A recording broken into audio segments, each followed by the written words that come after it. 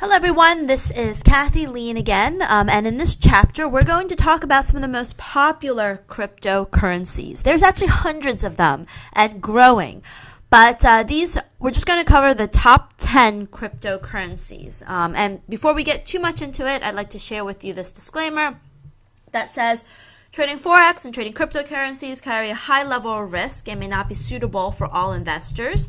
And so it's very important to be aware of these risks before you actually start investing or trading in these cryptocurrencies. Now, while there are hundreds of cryptocurrencies and there's 10 of the most popular cryptocurrencies, these four is where the majority of volume kind of circulates. They're Bitcoin, Ethereum, Ripple, and Litecoin. We'll look at these and all top 10 of the cryptocurrencies in greater detail. Now, you can at any point in time find out which are the most popular cryptocurrencies by going to coinmarketcap.com.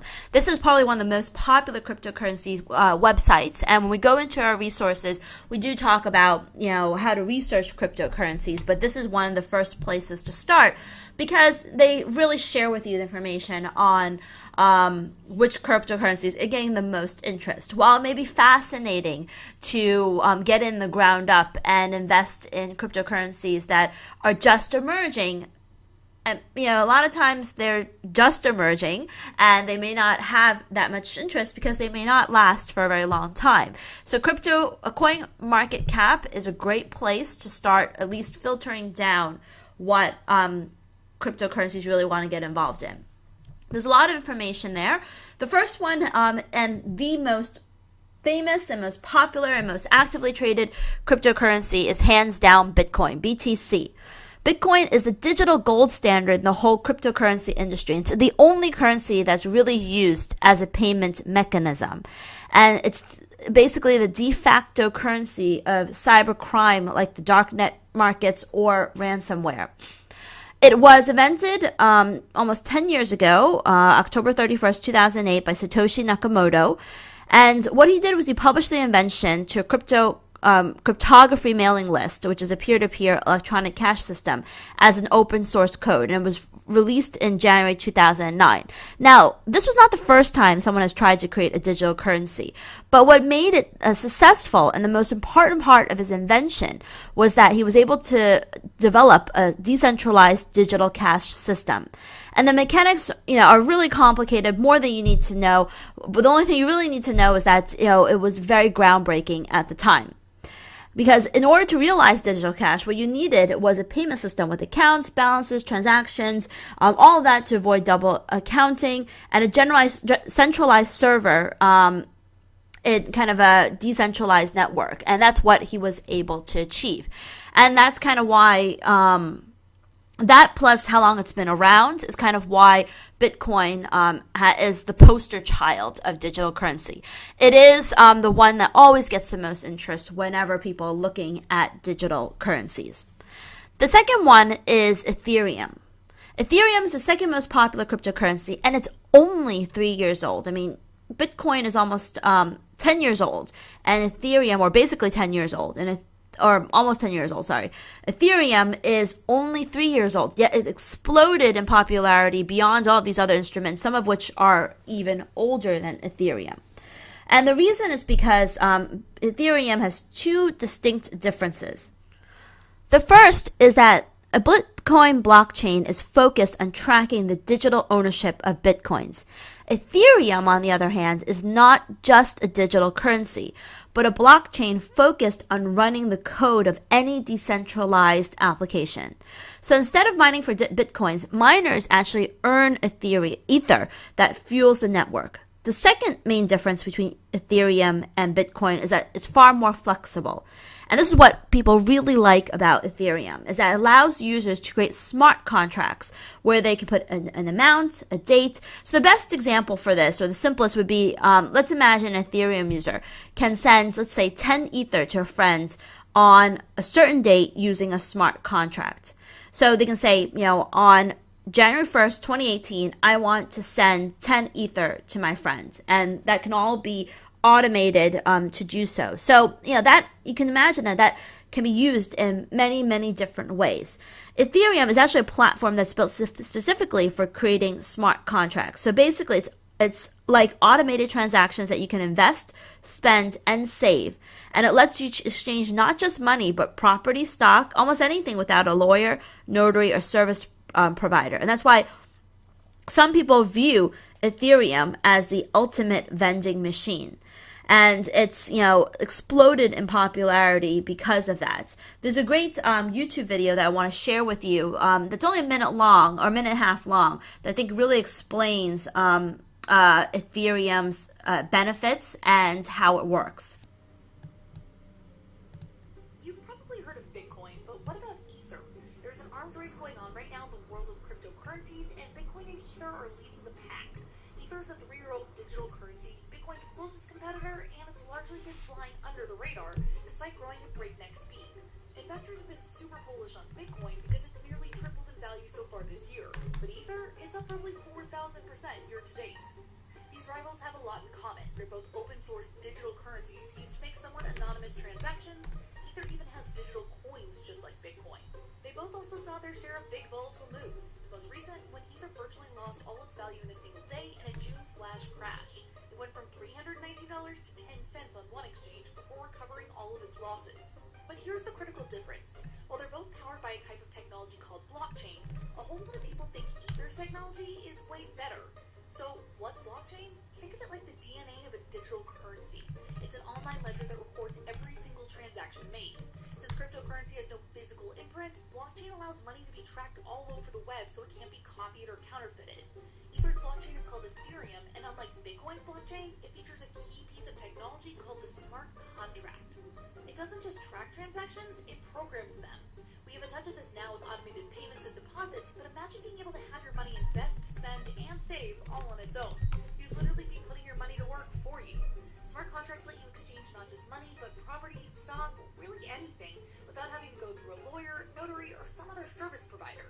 It cuts out the middleman entirely.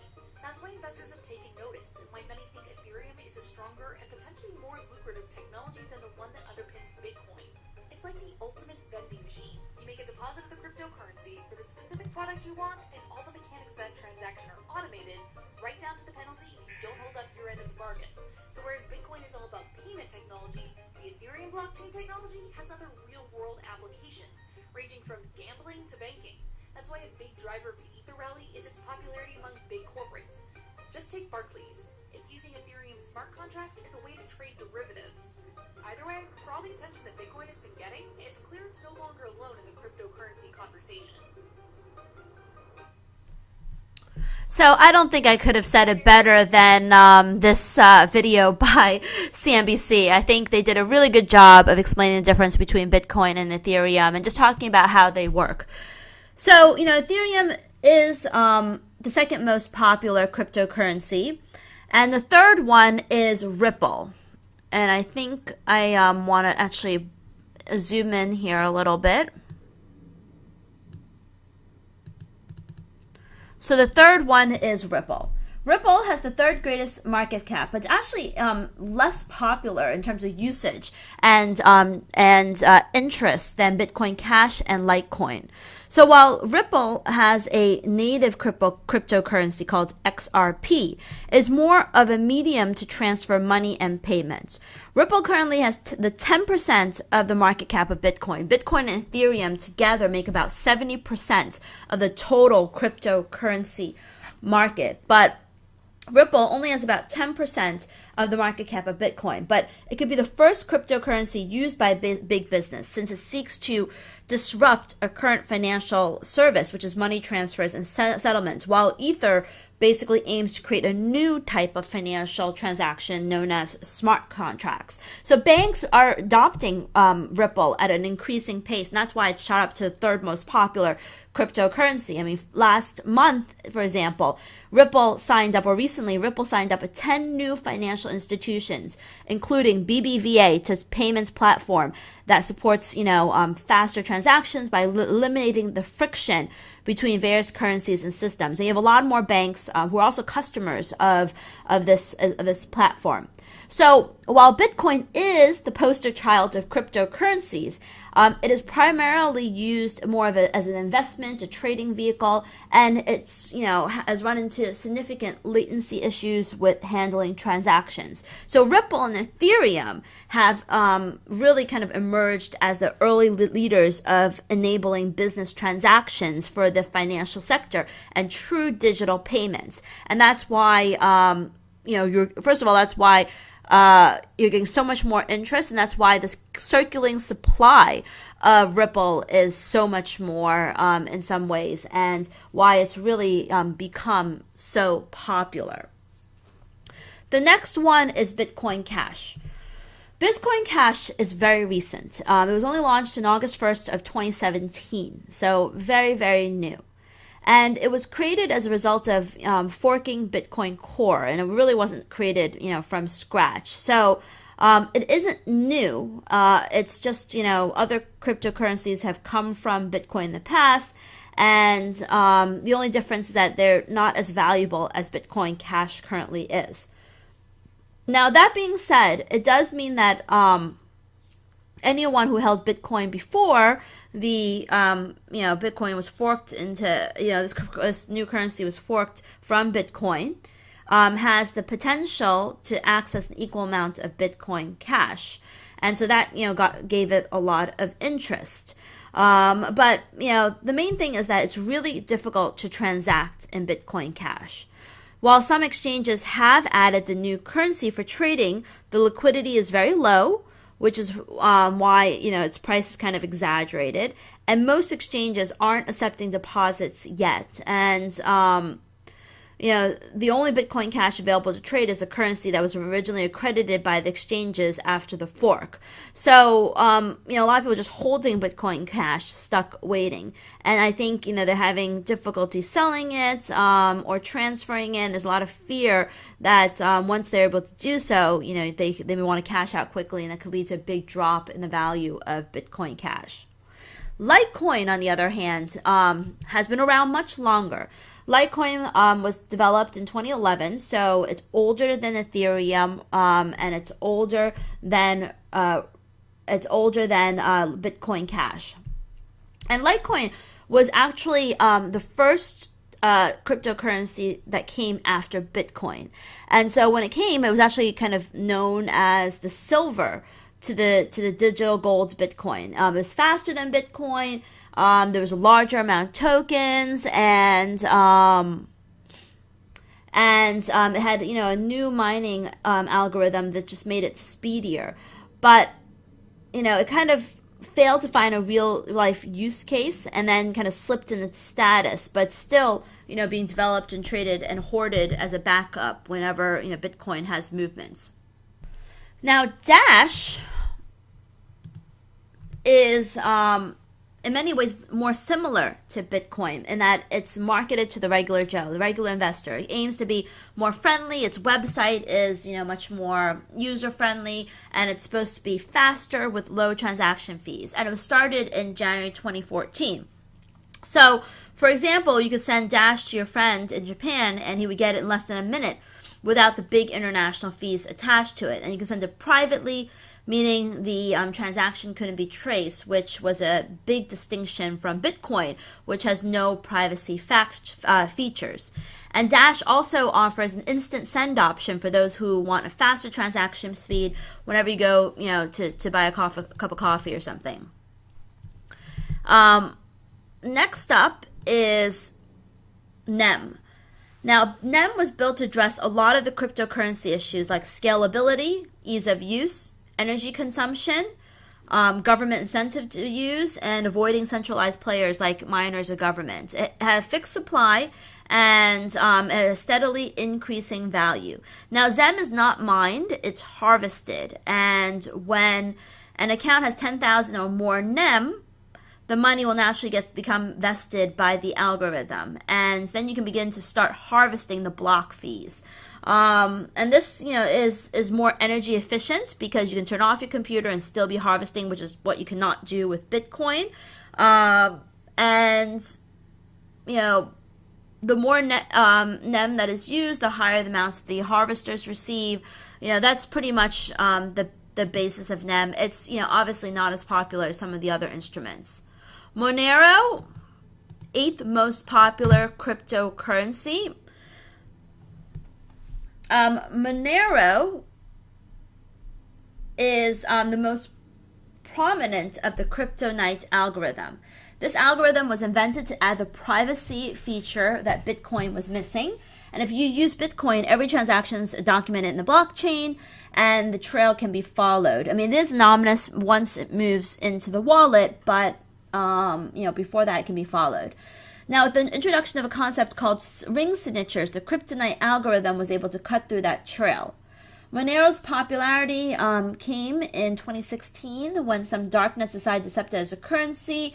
But like some of the other cryptocurrencies, while it's shot up to number 8, it is still not readily used. BitConnect actually moved up because I actually had Neo as one of my 8th most popular currency. Neo is known as the Chinese Ethereum. It offers smart contracts. It's not really new. It's been around since 2014. And people just like it because, obviously they like Ethereum. Ethereum has a lot of great merits. And this one, its headquarters in Beijing. And, it's very much popular amongst the Asian community. So people like that a lot. And then we have IOTA. IOTA is a new cryptocurrency that is focused on machine-to-machine transactions. And the main purpose of IOTA is to serve as a machine economy, which is very exciting, I think. Its foundation is something called the Tangle-based token. So it goes beyond the blockchain. And it's supposed to be efficient, secure, lightweight. It's new. It's supposed to have 0 transaction costs. It's supposed to be scalable significantly. So we'll have to see. It is relatively new. And we'll have to see, how popular it truly becomes. But, it is one that I think people are very much looking forward to see how, they grow. And then there's BitConnect, which actually I'm surprised, which how it has risen in the ranks, because I think that may have to do with just the general volatility of cryptocurrencies, the status. And once you get below 6, I think exchange changes very frequently. But BitConnect actually has had a lot of negative attention in the past because people thought it was maybe a Ponzi scheme. Others said, that it really is, a means of profit and not a Ponzi scheme. But the bottom line is what you need to know about BitConnect is that it's a service that takes your Bitcoin, immediately converts your Bitcoin into their token, BCC, and pay you the interest from earnings on their trading bots. And the interest rates are very impressive. Some people say they get about 1% per day. And, they publish their projections on interest. And the whole idea is that, they feel that, or they promote that they can invest better than you can. So you give us your Bitcoin, we take the money, and then we go invest, and then we give you money back. And so, I guess that's why people thought it was a Ponzi scheme, because they would think, how in the world can you make, money so quickly on this? But, or make like 1% a day in some cases, which is kind of insane.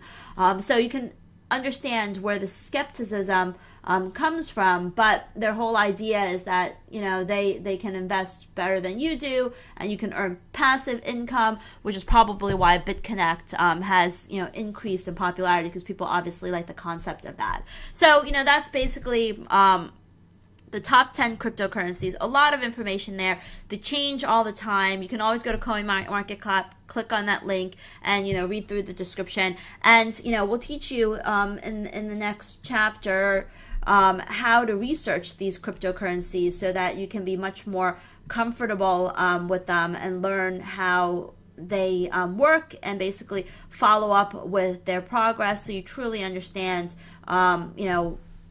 which ones are the right ones to invest in. I think the next chapter is one of my favorite, how to research cryptocurrencies.